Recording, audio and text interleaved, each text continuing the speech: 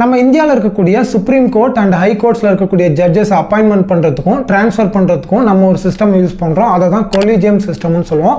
And இந்த collegium system பார்க்கறதுக்கு முன்னாடி ஒரு எக்ஸாம்பிள், நீங்களும் நானும் இன்ஃபோடெஸ்ட்ன்ற ஒரு சேனல் ரன் பண்ணுறோம்.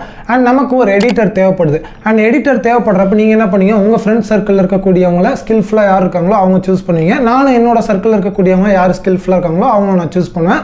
ரெண்டு பேரும் மிக்ஸ் பண்ணி நிறையா நேம்ஸை கலெக்டிவாக ஷேர் பண்ணி அதில் யார் பெஸ்ட்டாக இருக்காங்களோ அப்படின்றத நம்ம சூஸ் பண்ணி எடிட்டரை நம்ம ஃபைனல் பண்ணுவோம். அண்ட் இதே ப்ராசஸ் தான் பார்த்தீங்கன்னா இந்த கொலிஜியம் சிஸ்டம்லேயும் நடக்குது. சுப்ரீம் கோர்ட்டில் ஒரு 5 மெம்பர் பாடி. ஃபர்ஸ்ட் பார்த்தீங்கன்னா சீஃப் ஜஸ்டிஸ் ஆஃப் இந்தியா, தலைமை நீதிபதி. அவருக்கு கீழே பார்த்தீங்கன்னா ஒரு 4 சீனியர் மோஸ்ட் ஜட்ஜஸ் இருப்பாங்க. அண்ட் இந்த 5 பேர் தான் பார்த்தீங்கன்னா அந்த சுப்ரீம் கோர்ட்டில் இருக்கக்கூடிய ஜட்ஜஸ் அப்பாயின்மெண்ட் பண்ணுறதும் அதே மாதிரி அங்கே இருக்கக்கூடிய ஜட்ஜஸை ட்ரான்ஸ்ஃபர் பண்ணுறதுக்கும் நேம்ஸை வந்து ரெக்கமெண்ட் பண்ணுவாங்க. இவங்க நேம்ஸை சூஸ் பண்ணி அதுக்கப்புறம் யாருக்கு சென்ட் பண்ணுவாங்க அப்படின்னு பார்த்தீங்கன்னா யூனியன் லா மினிஸ்டருக்கு சென்ட் பண்ணுவாங்க.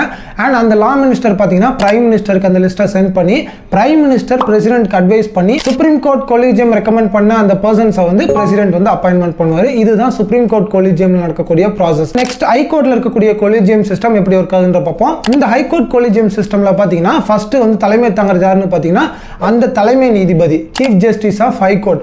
அவருக்கு கீழே பார்த்தீங்கன்னா 4 ஜட்ஜஸ் கிடையாது, இங்க ஹை கோர்ட்ல 2 ஜட்ஜஸ் தான். ஸோ அந்த தலைமை நீதிபதி கீழே பார்த்தீங்கன்னா 2 சீனியர் மோஸ்ட் ஜட்ஜஸ் இருப்பாங்க. ஸோ இவங்க 3 பேர் தான் பார்த்தீங்கன்னா ஹை கோர்ட்ல இருக்கக்கூடிய ஜட்ஜஸ் அப்பாயின்மெண்ட் பண்றதும் ட்ரான்ஸ்ஃபர் பண்றதுக்கான நேம்ஸை வந்து ரெக்கமெண்ட் பண்ணுவாங்க. இவங்க வந்து சீஃப் மினிஸ்டருக்கு அந்த நேம்ஸ் ரெக்கமெண்ட் பண்ணுவாங்க. அதுக்கப்புறம் சீஃப் மினிஸ்டர் பார்த்தீங்கன்னா கவர்னருக்கு அந்த லிஸ்ட்டை சென்ட் பண்ணி கவர்னர் பார்த்தீங்கன்னா அகைன் பார்த்தீங்கன்னா யூனியன் லா மினிஸ்டருக்கு அந்த லிஸ்ட்டை வந்து சென்ட் பண்ணுவார்.